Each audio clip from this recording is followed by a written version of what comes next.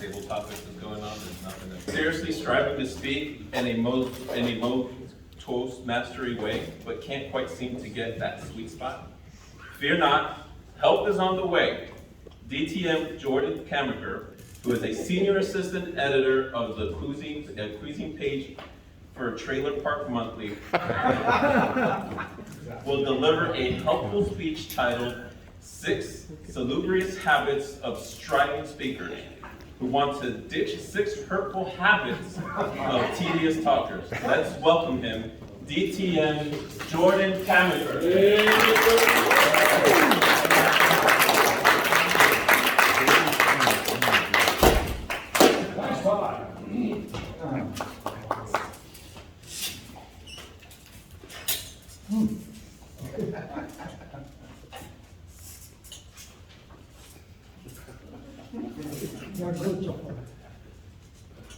Historians in the ancient world, looking back over their shoulder just a few hundred years earlier, observed that when Cicero, the great Roman orator, spoke, his followers said, "What a fascinating, superb speech."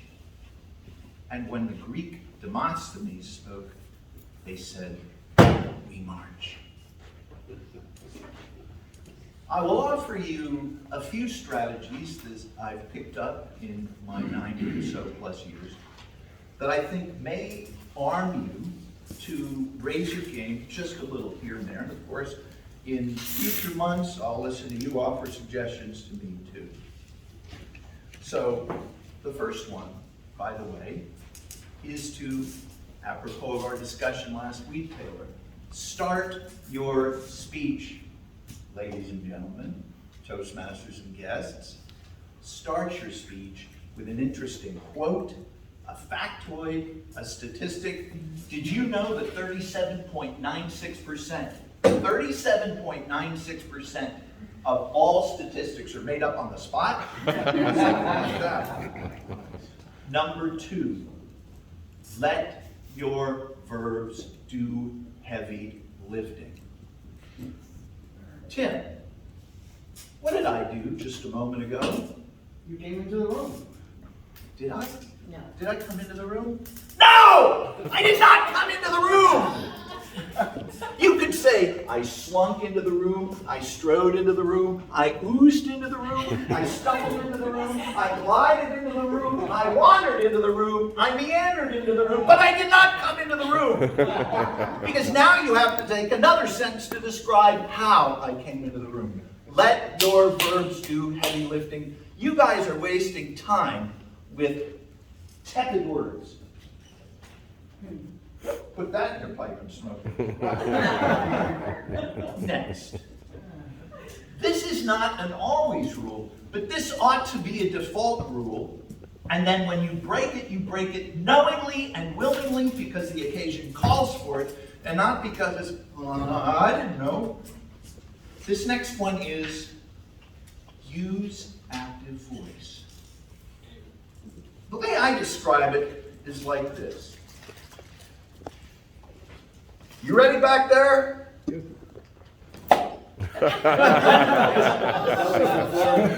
I was never a kicker on the football team. So what just happened? Jordan kicked the cup. But is that what we say? No.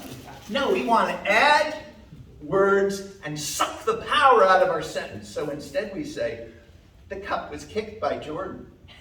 No. You need to have the noun verbing the object of the verb. Have the noun verb the object right there in front of everybody. And then, because let me tell you what happens. You watch TV lately? Yes, you all look ill, so you must have been watching it. And what they do is they tell you what's going on in Washington. And in Washington, they like to, so you could say, a decision was made by Kim. If it's Kim making the decision, then the decision was made by Kim. But if it's a politician making the decision, a decision was made, we don't even know who the heck made the decision. That's one of the problems with passive voice. Don't use it.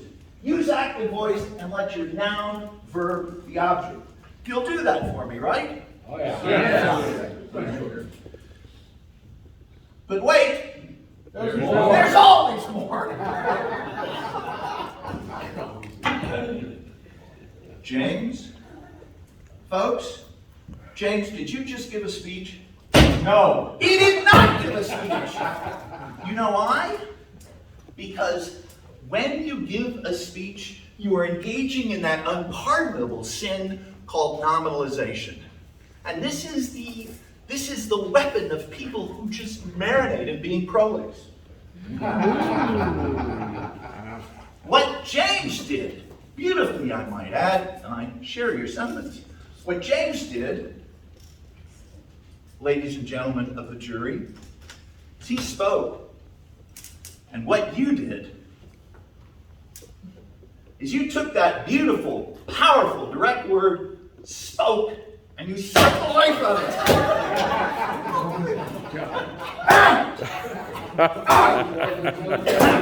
And now, James didn't speak.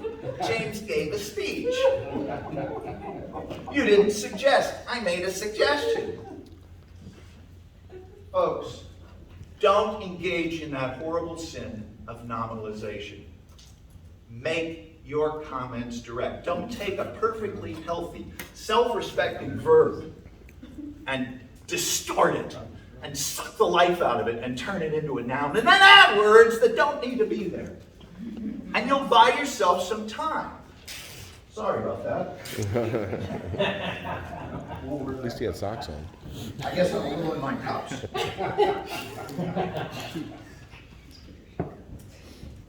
Guys, prolixity is toxicity. So you can use Latinish terms. Now, he's seen some of this. I'm not going to accuse him of doing it. But do you know that there are some pleadings, complaints, in the circuit court, you've seen this, that start off with, comes now the plaintiff through his undersigned attorney pursuant to Florida rules of civil procedure and alleges hereby. They go on and on. You know what the Florida Supreme Court rules say? They say you can actually start the darn thing by saying the plaintiff, AB, sues the defendant, CD, and alleges. In fact, people had actually gotten away with saying, and says, one syllable shorter. And no one knocks them out of court. Don't use fancy, Latinish, longish words when simple, straight ones would do. Check this out. 77 years ago. That's Lincoln, one of our most eloquent presidents. Listen to Churchill.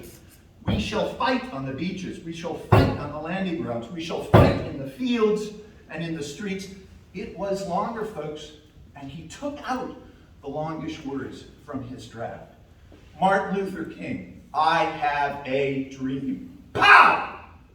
Use those short, powerful Anglo-Saxon words, the Germanic words, they work. All right, I have time for one question or comment. In the back. March! Folks, that was bonus material. Audience involvement. Yeah.